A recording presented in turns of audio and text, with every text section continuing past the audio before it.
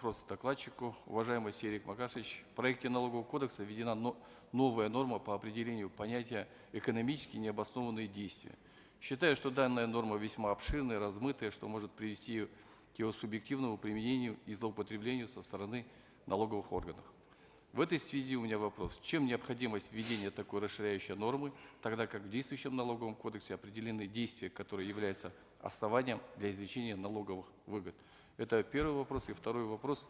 В связи с понижением порога, рынку будет необходимо определенное количество специалистов, я имею в виду бухгалтеров.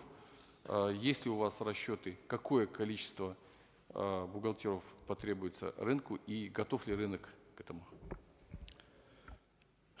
Ирлан Хайланова, если позволите, ваш первый вопрос переадресую первым заместителем министра финансов, а на второй постараюсь сам ответить. Қаржы министрінің орынбасарының микрофонын қосыңыздар.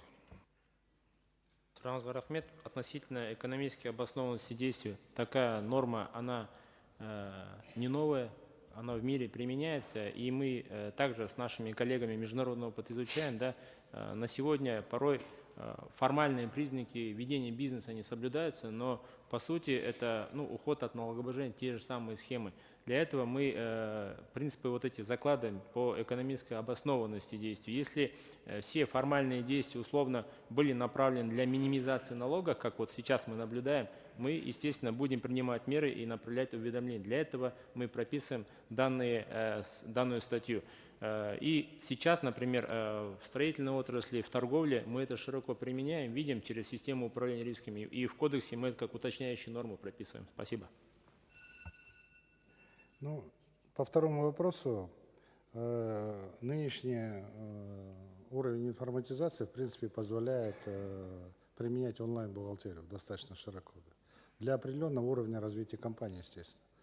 На сегодняшний день, я уже говорил, ЕСАЛА-Казмет, уже приложение работает, по которому, если ты достаточно прозрачен, тебе просто приходит уведомление о уровне твоих налогов. Тебе достаточно только нажать кнопку «Согласен» и все.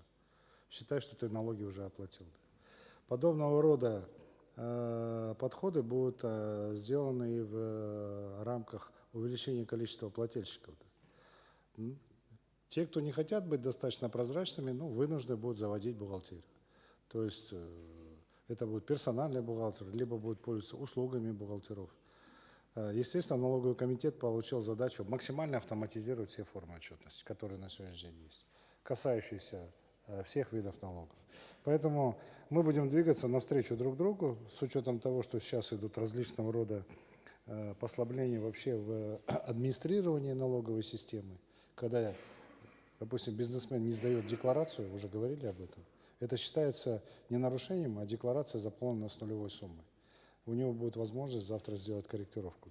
Это все достаточно комфортные условия создаст для входа на сегодняшний день в эту налоговую систему, которую мы создаем. Спасибо.